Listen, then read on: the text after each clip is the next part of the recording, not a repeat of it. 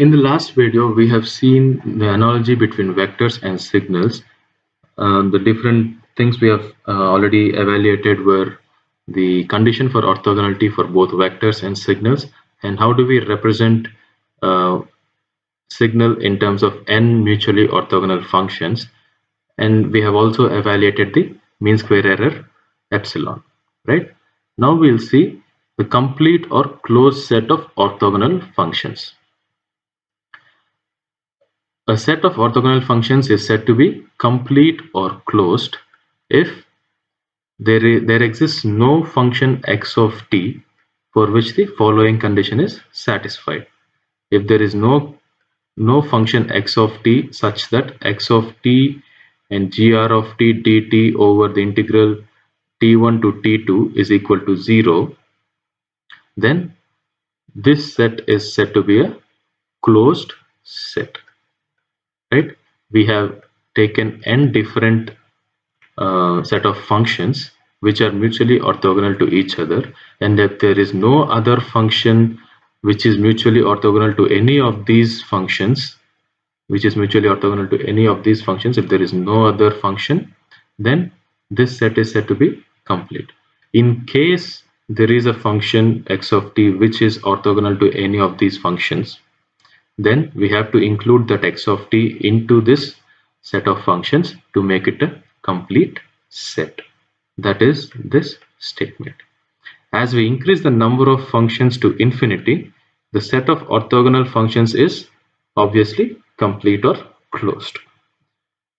When the set of orthogonal functions gr of t is such that the error epsilon tends to 0 as n tends to infinity, then the set is complete. As n tends to infinity, we are going to approximate our given function with more number of functions, which means the error tends to 0. The error tends to reduce. As n tends to infinity, the error tends to 0. Right? If the number of functions increases, error decreases. If the number of functions goes to infinity, the error goes to 0. Then we say the set gr of t is complete. Now we'll see the representation of a function by closed or complete set of mutually orthogonal functions. So this is our mean square error evaluation, the formula for mean square error. As n increases, the error will become smaller. This we have already discussed in the previous slide. So as n tends to infinity, this term here, integral f square of t dt, will almost be equal to this term. They're almost the same as n tends to infinity, which means my mean square error epsilon tends to 0. Under these conditions, how we'll represent the original function f of t? c1 g1 of t plus c2 g2 of t plus cr gr of t and so on. It goes to infinity. There are infinite number of set of mutually orthogonal functions. So if I write it as a summation r is equal to 1 to infinity cr gr of t. Previously, we represented a function f of t in terms of n mutually orthogonal functions. We had n here. Now we are going to represent it in terms of infinite mutually orthogonal functions, or a complete set of mutually orthogonal functions. Right? Now we'll see a problem. Let us consider a rectangular function. Let us consider a rectangular function. So this is my rectangular function.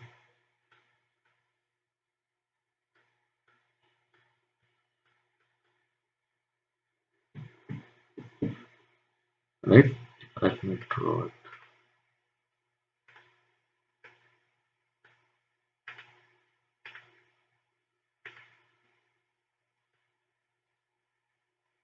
My rectangular function, which is given by f of t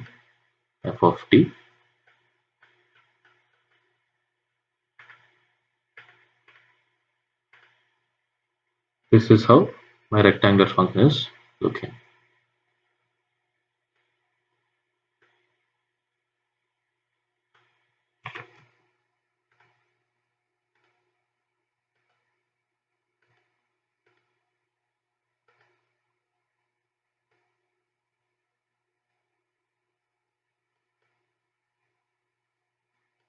Right? It starts at 0. It is 1 till t is equal to pi, and from there till t is equal to 2 pi, it is minus 1. Right? Minus 1 and 1. Now, the question is approximate this function f of t, approximate f of t with a single sinusoidal function. So I have to approximate this function f of t with a single sinusoidal function. So how do we approximate with a single sinusoidal function? What is the general expression for approximating f of t in terms of another function? So I can write as f of t is equals to, we had previously, right, f1 of t is equals to c1 to f2 of t. Now I'm writing as f of t is equals to c into, or I can write it as c12, right, c12 into my f2 of t, right. In place of f2 of t, what do we have? What was the question? Approximate this function f of t in terms of a sinusoidal function, right, in terms of sine function. So I'll write my f2 of t as sine, f2 of t as sine t. In terms of sine t function, I'm going to approximate. Now I have to find the value of c12, right? I have my f2 of t. Now I have to find its coefficient. How will I find the value of coefficient? What was the formula for c12? C12 is integration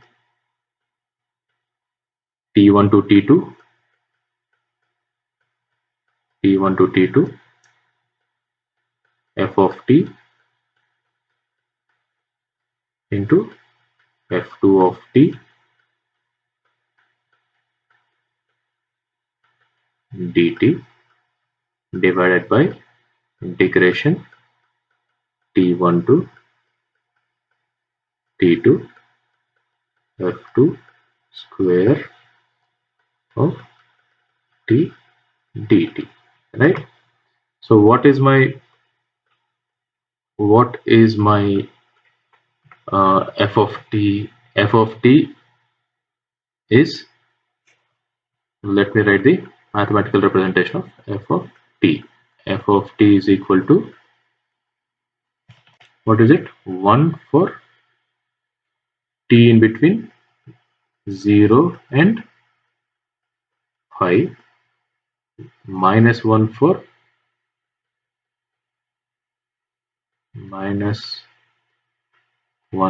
t in between pi and 2 pi. So let me write this, 0 to 2 pi f of t. What is my f2 of t? It is sine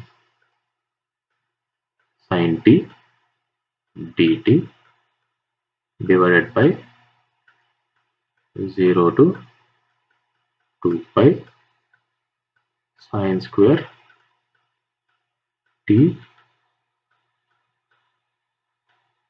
dt, right, sine square t dt. Now my numerator can be written as 0 to pi, the value of f of t is 1, so integral of sine t dt minus pi to 2 pi, pi to 2 pi the value of, okay, plus, and here it will be plus, and the value of f of t is -1. So I'll get the -1 outside, so it becomes minus sine t dt divided by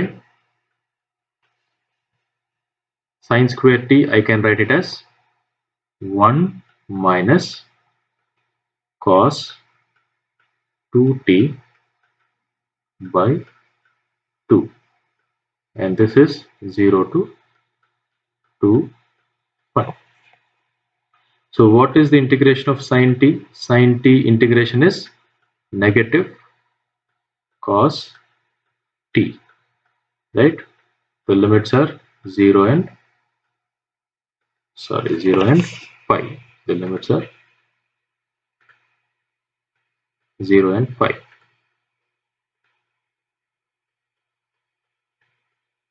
Minus, again the integral of sine is again cos, so I'll take the minus outside. Cos t pi and 2 pi divided by integral of 1 by 2, there is dt here. Integral of 1 by 2 dt is nothing but 1 by 2 t from 0 to 2 pi minus cos 2t. There is 1 by 2 again, and cos 2t, integral of cos 2t is sine 2t divided by 2, 0 to 2 pi, right? Let me write it here now. So it is further simplified into negative of cos pi. Cos pi is -1 minus of cos 0 is 1. So cos 0 is also 1. So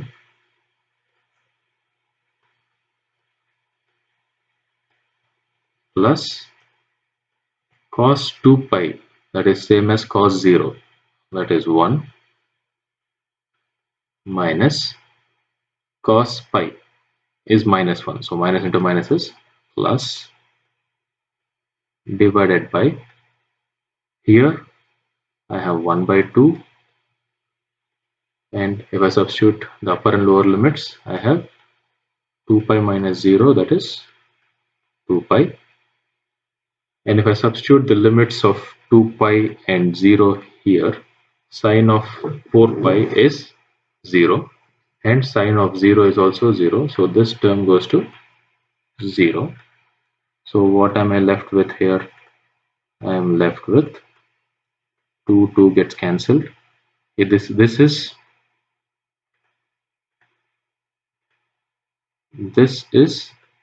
-2.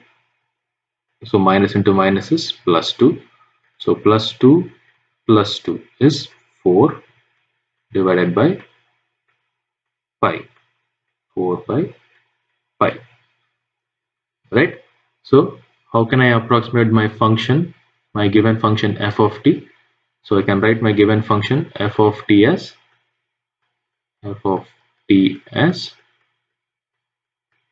C12 is nothing but 4 by pi. 4 by pi. F2 of t is sine t. F2 of t is sine t. This is my approximate. So if I can draw how this looks like. How does this look like? Sine t, it starts here. It peaks at pi by 2. And again at pi, at t is equal to pi, it comes to 0, and it peaks at its negative peak is at 3 pi by 2, and again it becomes 0. right? And what is the amplitude? The maximum amplitude 4 by pi. It is somewhere around 1 point. It's greater than 1. So if I can draw this here, it looks something like this, right? It peaks here and then it comes back to 0, and then again it peaks and goes back to 0. This is how I can approximate my f of t in terms of a single sinusoidal functions, right? If I Let me just erase this stuff, right? I'll just erase this stuff,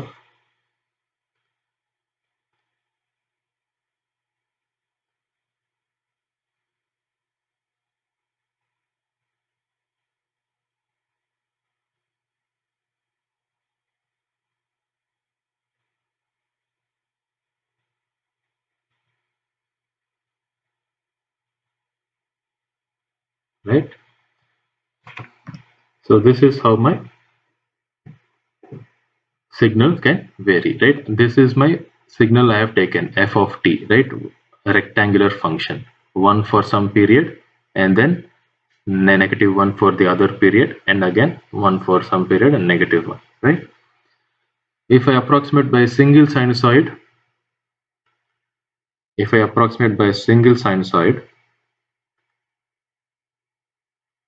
it is how it looks like. If I keep increasing my sinusoids, if you look at this diagram, if I keep increasing my number of sinusoids, it almost becomes the same as a rectangular function. It almost becomes the same as my original function. That is, as n tends to infinity, as n tends to infinity, the error is becoming negligible, right?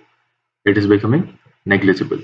And you see these overshoots here. These are the overshoots. It's overshooting, right? This, as you move away from these edges, if this is my edge, right? This is my edge. As you move away from the edge, the overshoots are reducing in an oscillatory manner, damped oscillation manner. So this is called Gibbs phenomena. This is called Gibbs phenomena. It is called Gibbs phenomena.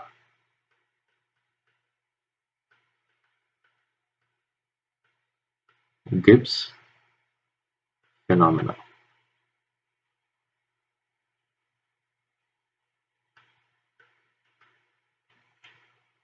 Right? Now we have approximated the given function with a single sinusoid. You can do that with multiple sinusoids as well.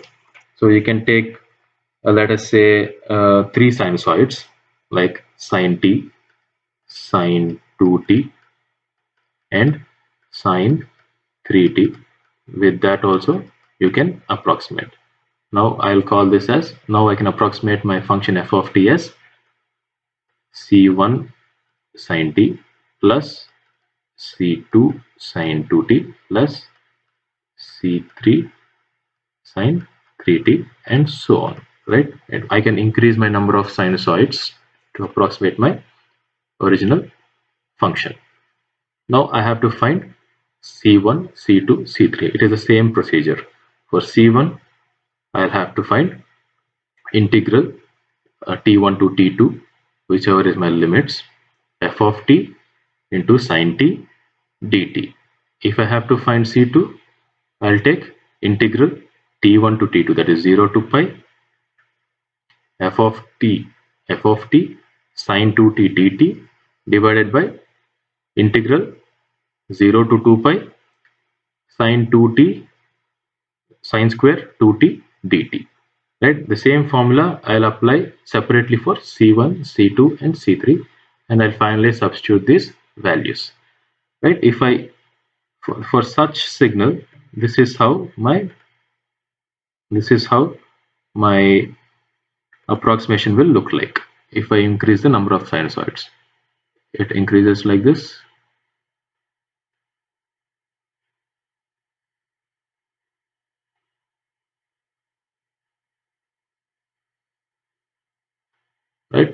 So this is a better approximate than the first signal. The signal in the yellow color is better approximate of the one in the green color than the one in blue. So what does this state? As you increase the number of functions, number of orthogonal functions, as you increase the number of orthogonal functions, the approximate will be closer to the original function. Approximate will be closer to the original function, and the error becomes smaller. Error becomes smaller. So that is the end of analogy between vectors and signals. In the next video, we will see what is Fourier series. Okay.